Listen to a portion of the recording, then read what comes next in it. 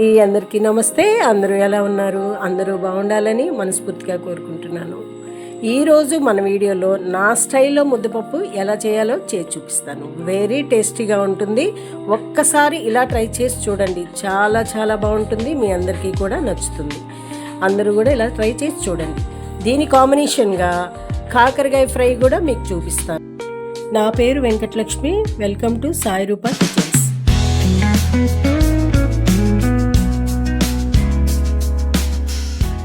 ముందుగా 1/2 కిలో కాకరకాయలు తీసుకుని కడిగి వాటర్లో క్లీన్ చేసి పక్కన పెట్టుకోండి.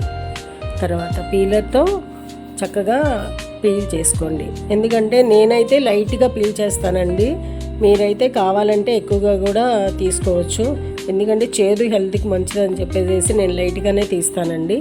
మీరు ఎక్కువ కావాలంటే శుభ్రంగా పీల్ చేసేసుకోవచ్చు. ఒక గిన్నె తీసుకొని 100 గ్రాములు కందిపప్పు తీసుకున్నానండి నేను. మీకు ఎంత క్వాంటిటీ కావాలో అంత తీసుకోండి. కందిపప్పు కడిగేసేసి వాటర్ పోసి 5 మినిట్స్ నానబెడతానండి నేను. ఎందుకంటే తొందరగా 3 విజిల్స్కే ఉడికిపోతుంది. అందుకని నేను కడిగేసి పక్కన పెట్టుకున్నాను. ఈలోపు మనం పీల్ తీసి పెట్టుకున్న కాకరకాయలు మరొక్కసారి వాటర్లో క్లీన్ చేసేసి రౌండ్గా చక్రాలాగా కట్ చేసి పక్కన పెట్టుకోవాలి. అయితే నేను తీసుకున్న కాకరకాయలో ఒక కాకరకాయ పండిపోయిందండి. పండిపోయినా సరే ఇత్తనాలు వడికి పక్కకు తీసేసి అది కూడా కట్ చేసి పక్కన పెట్టుకున్నాను. ఈలోపు మనం నానబెట్టుకున్న కందిపప్పులో కొంచెం పసుపు, ఒక 1/2 టేబుల్ స్పూను నెయ్యి వేసి కుక్కర్లో వాటర్ పోసి గిన్నె కుక్కర్లో పెట్టుకుని 3 విజిల్స్ వచ్చిందాక ఉడికించుకోవాలండి కందిపప్పుని.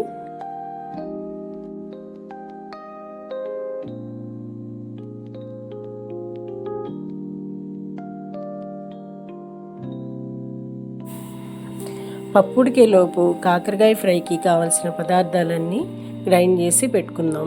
కొబ్బరి, పుట్నాలు, వెల్లుల్లి, కరివేపాకు, జీలకర్ర, కారం, ఉప్పు అన్నీ కలిపి గ్రైండ్ చేసి పక్కన పెట్టుకుందాం.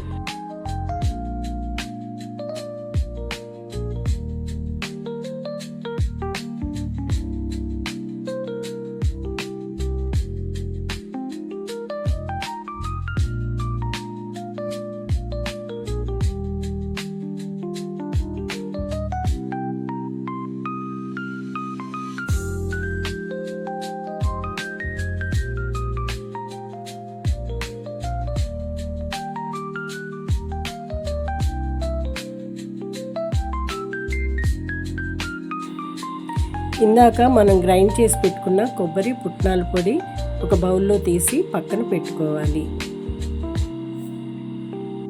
స్టవ్ వెలిగించి ఒక గిన్నె పెట్టుకుని అందులో 4 టేబుల్ స్పూన్ల ఆయిల్ వేసి వేడి చేసుకోవాలి.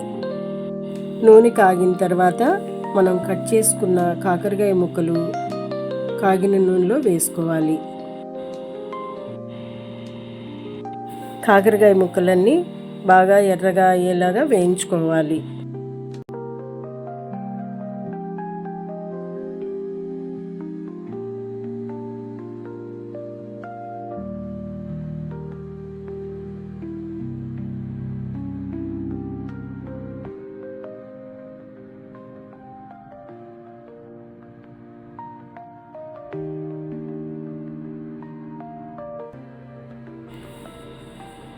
వేయించుకున్న కాకరకాయలో కొంచెం పసుపు వేసి కలుపుకోవాలి.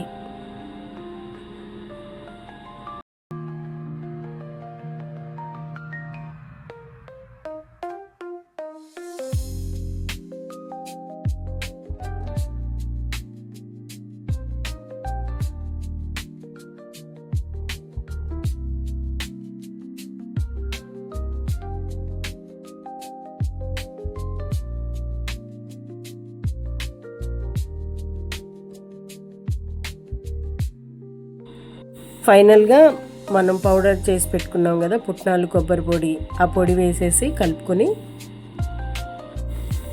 ఒక 5 సెకండ్స్ అలా ఉంచేసి దించేసుకోవడమే.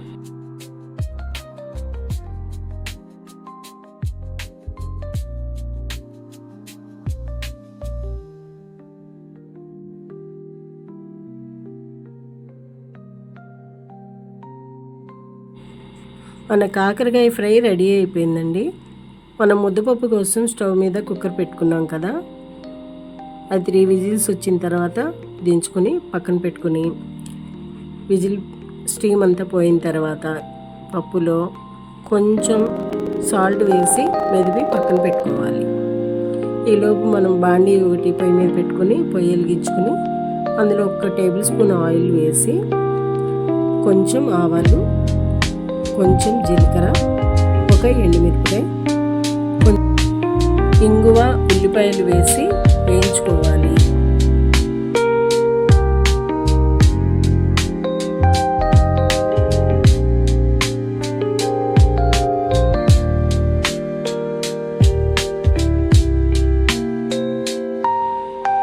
లాస్ట్గా కరివేపాకు వేసి తాలింపుని పప్పులో వేసి కలపాలి.